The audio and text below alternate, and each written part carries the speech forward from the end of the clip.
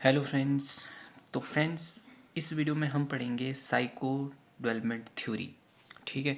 और ये थ्योरी भी एग्ज़ाम पर्सपेक्टिव से बहुत ही ज़्यादा इम्पोर्टेंट है। यहाँ से भी एक क्वेश्चन बन ही जाता है, मतलब हर बार एक क्वेश्चन, दो क्वेश्चन तो यहाँ से भी बन जाएगा।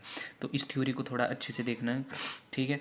तो ये थ्योरी दी गई थी एरिक्सन के द्वारा। ठीक है, एरिक एरिक्सन के द्वारा। वो एक जर्मन साइकोलॉजिस्ट थे।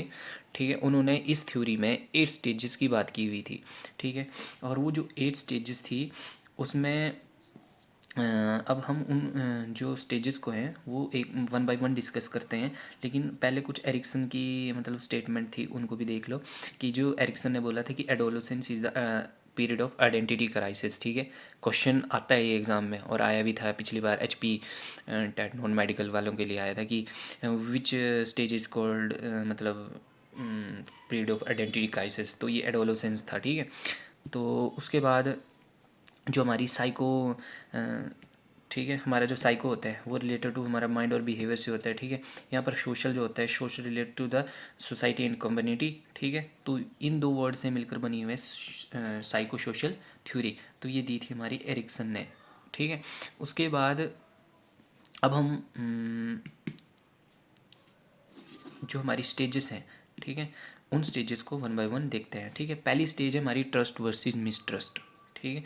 Trust versus mistrust. तो ये हमारी बर्थ से 18 मंथ तक चलती है। ठीक है। और इसमें की फोकस रहता है हमारा to develop the trust in the care giver. ठीक है। इसमें जो बच्चा होता है वो जो उसकी केयर कर रहा है, ठीक है, उसके ऊपर वो ट्रस्ट करने की मतलब एबिलिटी को डेवलप करता है इस स्टेज में। ठीक है। जैसे कि आपने देखा होगा कि जो एक छोटा बच्चा होता है वो ज़्यादातर मतलब माँ के साथ ही रहता है। तो वो मतलब फीलिंग उसके अंदर वो फीलिंग ऑफ मतलब ट्रस्ट की जो फीलिंग होती है ना वो आ जाती है। ठीक है। मतलब उसको ट्रस्ट हो जाता है कि हाँ यहाँ पर मुझे सेफ़ है। तो वो माँ के साथ रहना ज़्यादा प्रेफर करता है एज़ कम्पेयर टू अदर।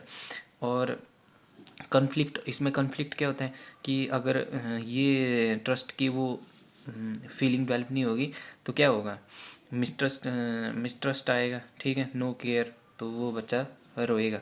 तो रोने का मतलब है कि वहाँ पर फीलिंग ऑफ मिसट्रस्ट है। ठीक है। और जो इसमें वर्चू डेवलप होता है वो वर्चू डेवलप होता है होप। ठीक है। तो ये थी हमारी पहली स्टेज, ट्रस्ट वर्सेस मिसट्रस्ट। उसके बाद हमारी सेकंड स्टेज है autonomy versus shame and doubt. ठीक है। और ये जो स्टेज होती है वो 18 मंथ से 3 ईयर तक चलती है।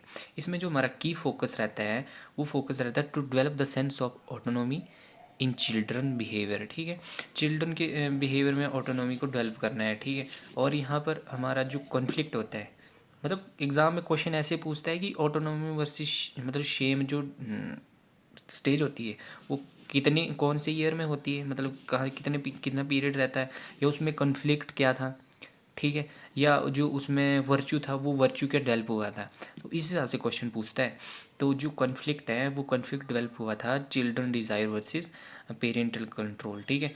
मतलब कॉन्फ्लिक्ट इसमें ये है कि बच्चे की डिज़ायर कुछ और है लेकिन पेरेंटल उसके ऊपर कंट्रोल कर दें। मतलब इसमें जो आउटकम निकलती है वो होता है कि encouraging children to try task on their own even if they make mistakes help build autonomy and confidence. ठीक है। इसमें मतलब आउटकम ये निकल के आएगी, अगर बच्चा कोई काम करना चाहता है तो उस बच्चे को वो काम कर दिया मतलब करने दिया जाना चाहिए। ठीक है। इससे क्या होगा, उसकी ऑटोनॉमी और जो उसका कॉन्फिडेंस है वो बूस्ट होगा, वो डेवलप होगा। लेकिन लेकिन जो पेरेंट्स क्या करते हैं, जो बच्चे मतलब कि आइडियाज़ होते हैं, ठीक है, जो उनकी फीलिंग्स होती हैं, ठीक है, उनको वो फोस्टर मतलब वो करते हैं, मतलब उतना वो तवज्जो नहीं देते हैं उनको। ठीक है। मतलब कि उनको मतलब ज़्यादा ही पेरेंटल कंट्रोल करने की कोशिश करेंगे। तो वहाँ पर मतलब शेम और डाउट की फीलिंग आती है। तो शेम और डाउट की फीलिंग आने का मतलब ये है कि बच्चे को लगता है कि जो वो कर रहा है वो कहीं गलत तो नहीं है। उसको डाउट होता है कि वो जो कर रहा था मतलब वो शायद गलत है, इसलिए पेरेंटल मतलब कंट्रोल मिल रहा है यहाँ पर। तो जो इसमें वर्च्यू डेवलप होता है वो विल। ठीक है। विल का वर्च्यू इसमें डेवलप होता है। उसके बाद जो हमारी थर्ड स्टेज है, थर्ड स्टेज में हमारी है इनिशिएटिव वर्सेस गिल्ट। ठीक है, जो हमारी थर्ड स्टेज है वो है हमारी इनिशिएटिव वर्सेस गिल्ट। तो इस स्टेज में जो चाइल्ड है begin to assert their power and control over the world through directing play and other social interaction. ठीक है, इसमें जो बच्चा है वो क्या करता है, मतलब वर्ड के ऊपर कंट्रोल करता है। ठीक है, directing play and other social interaction. जैसे कि इसको मैं आपको समझाना चाहूँगा कि जैसे कोई बच्चा होता है, उसको मान लो चॉकलेट चाहिए। ठीक है, तो वो क्या करता है, रोता है रोता है रोता है, कि उसको लगता है कि भाई मुझे चॉकलेट दो वरना मैं रोता रहूँगा। तो यहाँ पर जो बच्चा है वो क्या करता है, अपनी मतलब their assert and control over the word through directing play, word के ऊपर कंट्रोल करना चाहता है। ठीक है, और इसमें जो आउटकम निकलती है, children who are successful at this stage feel capable and having sense of purpose. ठीक है, उनके अंदर सेंस ऑफ पर्पस डेवलप होता है। Those who fail to acquire these skills are left with the guilt, self doubt and lack of initiative. ठीक है, तो यहाँ पर ये था कि जो बच्चे इस स्टेज में फ़ेल हो जाते हैं, ठीक है, इस चीज़ को करने में, तो उसके उनके अंदर क्या स्किल मतलब डेवलप नहीं हो पाती है। ठीक है, डेवलप नहीं हो पाती है, उनके उनको सेल्फ डाउट रहता है और लैक ऑफ इनिशिएटिव रहता है। ठीक है, वो मतलब फ्यूचर में इनिशिएटिव नहीं ले पाते, उनको सेल्फ डाउट रहता है। अगर वो इस अगर ये वाली उनके अंदर इनिशिएटिव वाली जो वो है वो फीलिंग डेवलप नहीं होती, तो उनको जो सारी उम्र है मतलब आगे जो उसकी एज आएगी उसमें गिल्ट की उसके अंदर मतलब वो डेवलप हो जाएगा। ठीक है, इसमें जो वर्च्यू है हमारा वो हमारा पर्पज़ है। ठीक है, उसके बाद स्टेज है इंडस्ट्री वर्सेस इन्फीरियोरिटी। ठीक है, इन्फीरियोरिटी, तो ये स्टेज होती है हमारी 5 से 11 साल के बच्चों के बीच। ठीक है, तो इसमें जो की फोकस रहता है वो फोकस रहता है master in various skill task sense of competence. ठीक है, की फोकस है हमारा mastery in various skill task sense of competence. ठीक है, इसमें कॉन्फ्लिक्ट क्या रहता है कि I did it versus I think I am no good. ठीक है, मतलब अगर बच्चा कर ले मतलब उसको लगता है कि वो कर लेगा, लेकिन एक साथ में ये भी फीलिंग रहती है कि I think I am no good, मतलब वो अच्छा नहीं है। एक टाइम पे उसको लगता है कि वो कर लेगा, लेकिन एक टाइम पे लगता है कि मैं वो अच्छा नहीं है, शायद वो इस चीज़ को ना कर पाए। तो आउटकम यहाँ से क्या निकलती है, अपॉर्चुनिटीज़ फीडबैक इनकरेजमेंट। ठीक है, अगर उसको वो उस चीज़ को करने में मतलब सक्सेसफुल रहा, सक्षम रहा, तो उसके अंदर जो फीलिंग है इनकरेजमेंट की फीलिंग है, ठीक है, फीडबैक की फीलिंग है, वो फीलिंग हेल्प हो जाएगी। बट एट ऑपोजिट केस में क्या होगा, ठीक है, फीलिंग ऑफ इन्फीरियोरिटी उसके अंदर डेवलप हो जाएगी। ठीक है, वर्चू क्या है इसमें, कॉम्पिटेंस। ठीक है, उसके बाद हमारी आइडेंटिटी वर्सेस कन्फ्यूजन 12 से 18 साल के बच्चों में, तो इसमें की फोकस क्या रहता है, to develop sense of self and personality identity. ठीक है, उसके बाद जो इसमें आउटकम है, those receiving encouragement and reinforcement through exploration develop a strong sense of self.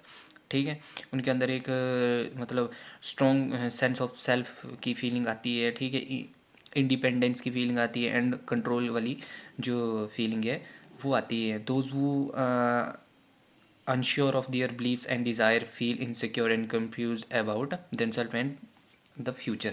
ठीक है, और मतलब जो बच्चे इस पीरियड में, ठीक है, वो कर पाते हैं। ठीक है, क्या सेंस ऑफ सेल्फ डेवलप कर पाते हैं, इंडिपेंडेंस और कंट्रोल मतलब कर पाते हैं 12 से 18 की एज में, तो वो मतलब एक स्ट्रॉन्ग बिलीफ अंदर अपने अंदर डेवलप कर लेते हैं। लेकिन जो बच्चे मतलब इस स्टेज में मतलब अनश्योर होते हैं कि उनको क्या करना है, उनके अंदर क्या डिज़ायर है, उनको पता ही नहीं है कि क्या करना है, तो उनके अंदर एक जो फीलिंग है कन्फ्यूज़न वाली फीलिंग वो रहती है। ठीक है, तो इसमें वर्च्यू जो है वो होता है हमारा फिडलिटी। ठीक है, कन्फ्लिक्ट है इसमें who I am, who I can be. ठीक है, उसके बाद नेक्स्ट स्टेज है हमारी intimacy versus isolation. Intimacy versus isolation की जो स्टेज है वो 18 से 14 ईयर के बीच में रहती है। ठीक है, इसमें जो की फोकस रहता है to develop intimate relationship deep and meaningful connection. ठीक है, यहाँ पर मतलब इस एज में जो पर्सन होता है वो मतलब रिलेशनशिप बनाता है, डीप रिलेशनशिप बनाता है, जैसे फ्रेंड्स बनाता है, ठीक है। उसके बाद मैरिज करता है, ठीक है।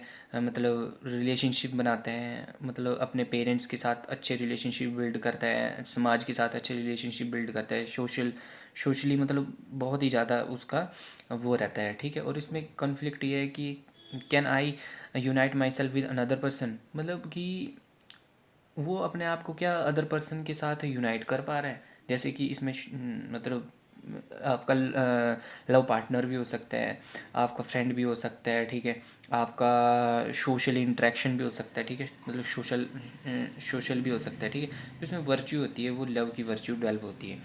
उसके बाद हमारा जेनरेटिविटी वर्सेस स्ट्रेंथनिंग, ये 40 to 65 की एज तक रहती है। इसमें की फोकस क्या है, to contribute to the society. इसमें मतलब जो बंदा है वो अब कंट्रीब्यूट करना चाहता है सोसाइटी के लिए, ठीक है। जनरेशन वर्सेस स्टैग्नेशन में अगर वो कंट्रीब्यूट कर पाता है, ठीक है, तो वो एक मीनिंगफुल, मतलब उसको लगता है कि उसने एक बहुत ही मीनिंगफुल काम किया है, ठीक है। उसके अंदर जो फीलिंग ऑफ जेनरेटिविटी है वो डेवलप हो जाएगी। और इसमें जो वर्च्यू होता है वो केयर होता है, क्योंकि इसमें बंदा जो है वो अब कंट्रीब्यूट कर रहा है सोसाइटी के लिए, तो उसके अंदर एक फीलिंग ऑफ केयर डेवलप होती है। तो उसके बाद हमारी नेक्स्ट स्टेज है इंटीग्रिटी वर्सेस डिसअपियर। तो ये 65 से टिल दैट तक रहती है। इसमें की फोकस क्या रहता है, did I live a meaningful life, ठीक है। उसको अंदर अब क्वेश्चन आता है कि क्या उसने मतलब एक मीनिंगफुल लाइफ जी है। अगर मतलब people look back on the events of their life and determine whether they are happy with the life they lived और regret the things they did not do, ठीक है। तो इसमें ये होता है कि अगर मतलब पर्सन ने कुछ अच्छा किया है, ठीक है, उसने अपनी सोसाइटी के लिए कंट्रीब्यूट किया है, जो उसके कुछ ड्रीम्स थी, डिज़ायर थी, अगर उसको उसने फुलफ़िल किया है, तो उसके अंदर जो मतलब उसको लगेगा कि उसने एक मीनिंगफुल लाइफ जी है, ठीक है। अगर वो नहीं कर पाता है तो फिर क्या होता है, हम देखते हैं कि कॉन्फ्लिक्ट क्या है इसके। Success at this stage leads to the feeling of wisdom, ठीक है, विजडम की फीलिंग आती है उसके अंदर। लेकिन जो मतलब फेल हो जाते हैं स्टेज में, तो उनके अंदर ये feeling of regret, bitterness and disappear. उनको लगता है कि मतलब उनको रिग्रेट था, तो उनको लगता है कि अब उनका इस धरती में कोई काम नहीं है, तो उनको लगता है कि मतलब उनकी डेथ भी हो जाए तो ठीक है, वो उनको लगता है कि वो डिसअपियर हो जाए तो बहुत अच्छा रहेगा। तो यहाँ पर जो वर्च्यू है वो भी विजडम का वर्च्यू डेवलप होता है। उसके बाद एक छोटा सा है, ये एग्ज़ाम में नहीं आता है लेकिन आपके एग्ज़ाम पर्सपेक्टिव से इम्पोर्टेंट है कि आइजैक थ्योरी ऑफ पर्सनैलिटी, ठीक है। इसमें इन्होंने पेन मॉडल की बात की थी, ठीक है। ये एक ब्रिटिश साइकोलॉजिस्ट थे और इन्होंने 3 टर्म्स दी थी, PEN, ठीक है। साइकोटिज्म, ठीक है, एक्सट्रोवर्जन, ठीक है, न्यूरोटिज्म, ठीक है। 3 थे ये याद रखना। बस इसी से क्वेश्चन पूछता है कि जो हमारा पेन मॉडल है वो किसने दिया, तो आइजैक ने दिया था, एक पर्सनैलिटी की थ्योरी थी, ठीक है। और ठीक है फ्रेंड्स, मिलते हैं नेक्स्ट वीडियो में, तब तक के लिए टेक केयर।